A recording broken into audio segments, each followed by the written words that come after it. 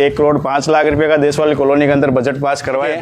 जो वादा करते हैं वो वादा पूरा करते हैं। के अंदर कम से कम 15-20 उन्होंने रोडें बनाई हैं। मैं सरपंच साहब के साथ में खड़ा हूँ इस बार। मैं मोहसिन अली चौहान, वार्ड पंच प्रतिनिधि, देश वाली कॉलोनी मकराना।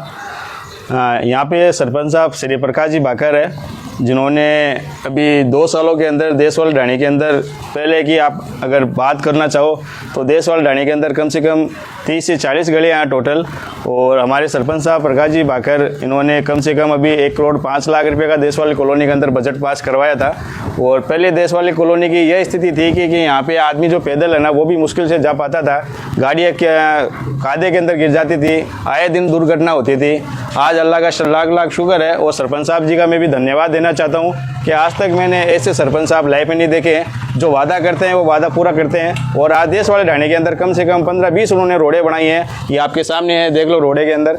आज जनता जाती है तो आराम से जाती है, किसी भी प्रकार की कोई परेशानी नहीं होती है।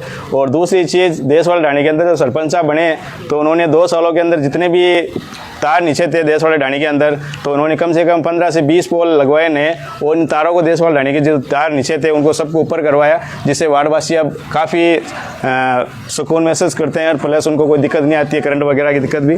और तीसरी चीज़ है कि हमारे राशन का कोटा पहले नायका की ढाणी था, फिर टंकी चौराया था।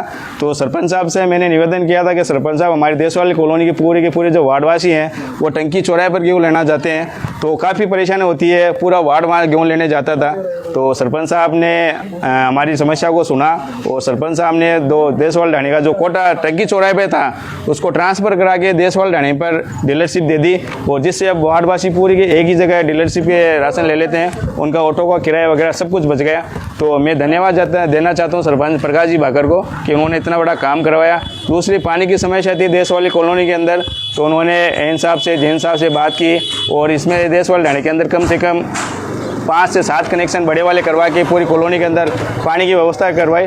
तो मैं इन सभी वार्डवासियों का ये भी कहना चाहता हूँ कि आप किसी को भी राजनीतिक अभाव में वोट ना देवे, ऐसे सच्चे नियुक्त को चुने जो वास्तव में वार्ड का विकास करवाता है।